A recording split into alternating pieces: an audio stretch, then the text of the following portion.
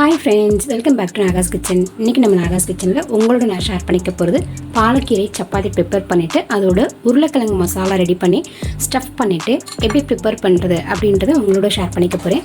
Okay friends, இப்போதான் நம்ம சேனலை ஃபர்ஸ்ட் டைம் பார்க்கறீங்க. இதுவரைக்கும் நம்ம சேனலை சப்ஸ்கிரைப் பண்ணாத வியூவர்ஸ் மற்றும் फ्रेंड्स எல்லாரும் சப்ஸ்கிரைப் பண்ணிக்கோங்க.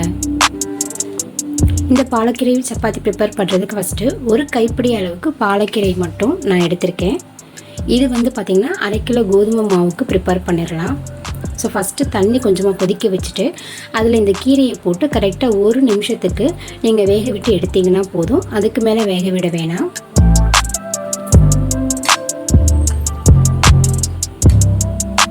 அந்த கீரையை கொஞ்சம் நல்லா பெரட்டி விட்டுட்டு வேக விட்டிங்கன்னா சீக்கிரமாக குக் ஆகிடும். அவ்வளோதான், குக் ஆகிடுச்சு. ஒரு 1 நிமிஷம் போதும்.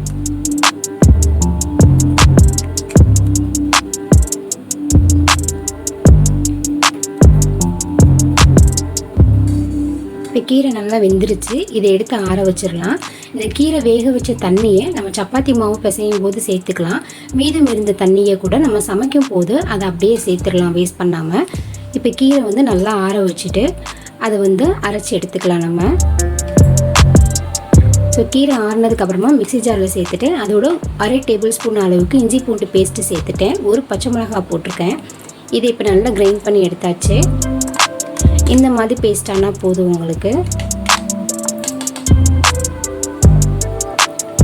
அந்த கீரை பேஸ்ட்டை சப்பாத்தி மாவோடு ஆட் பண்ணிவிட்டு கீரை வேக வச்ச தண்ணியவே எடுத்து மிக்ஸி ஜாரக்க நல்லா அலசிட்டு எடுத்து வச்சுருக்கேன். அந்த தண்ணி ஃபஸ்ட்டு இந்த கீரை பேஸ்ட்டும் அந்த கோதுமை மாவும் நல்லா ஓரளவுக்கு மிக்ஸ் ஆகிற மாதிரி நல்லா பிசைஞ்சு விட்டுக்கலாம்.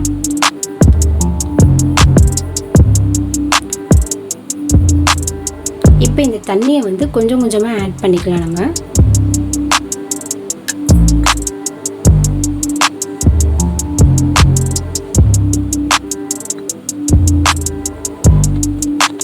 இந்த மாதிரி கொஞ்சம் கொஞ்சமாக ஆட் பண்ணி இப்போ சப்பாத்தி மாவு நல்லா பிசைஞ்சு ப்ரிப்பேர் பண்ணி எடுத்தாச்சு. ஸோ 1/2 கிலோ கோதுமை மாவுக்கு ஒரு கைப்பிடி அளவுக்கு பாலக்கீரை போதும்.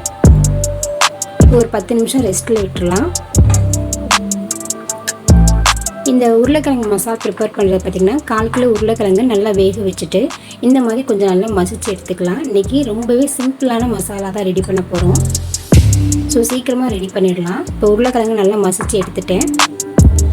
கடாய் ஹீட் ஆனது கொஞ்சமாக நல்லெண்ணெய் ஆட் பண்ணிவிட்டு 1 டேபிள் ஸ்பூன் அளவுக்கு இஞ்சி பூண்டு பேஸ்ட் ஆட் பண்ணிக்கிறேன். உங்களுக்கு தேவைன்னா பொடியாக நறுக்கின வெங்காயம் கூட நீங்கள் ஆட் பண்ணிக்கலாம். நான் இஞ்சி பூண்டு பேஸ்ட் மட்டும் ஆட் பண்ணிவிட்டு அதோட ஸ்மெல் நல்லா போனதுக்கப்புறமா நம்ம மசிச்சு வச்சு உருளைக்கிழங்கு அதோட சேர்த்துட்டேன்.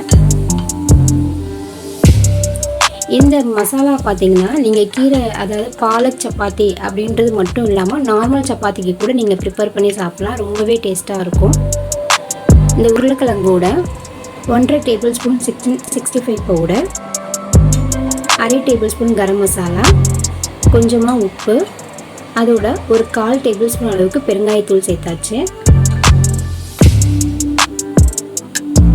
இதை இப்போ நல்லா கலந்து விட்டுக்கலாம்.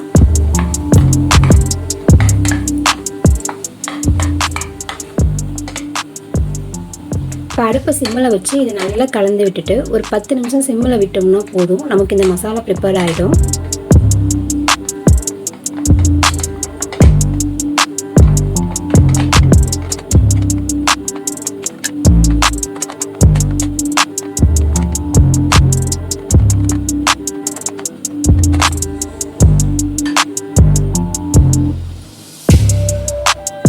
அவ்வளோதான், இப்போது நமக்கு இந்த உருளைக்கிழங்கு மசாலாவும் ஸ்டஃப் பண்ணுறதுக்கு ப்ரிப்பேர்ட் ஆகிடுச்சு.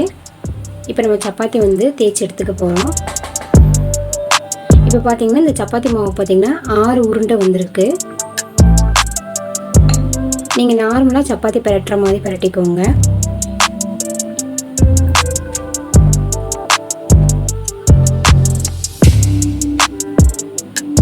இதோடு நம்ம ரெடி பண்ணி வச்ச உருளைக்கிழங்கு ஸ்டஃப் ஆட் பண்ணிவிட்டு கொஞ்சமாக சீஸ் போட்டுக்கலாம். சீஸ் வந்து ஆப்ஷனல் தான், உங்கள்கிட்ட இருந்தால் ஆட் பண்ணிக்கோங்க.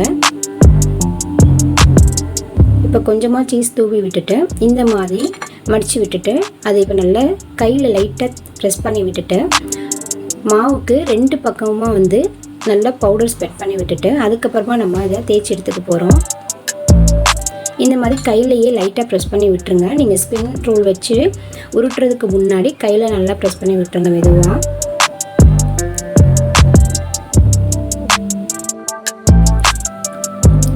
இப்போ நம்ம தேய்ச்சி எடுத்துக்கலாம். ஸோ அவ்வளோதான், நமக்கு சப்பாத்தி ப்ரிப்பேர் ஆகிடுச்சு. இப்போ கல் ஹீட் ஆனதும் கொஞ்சமாக எண்ணெய் தேய்ச்சிட்டு அதில் இதை போட்டு எடுத்துக்கலாம். இப்போது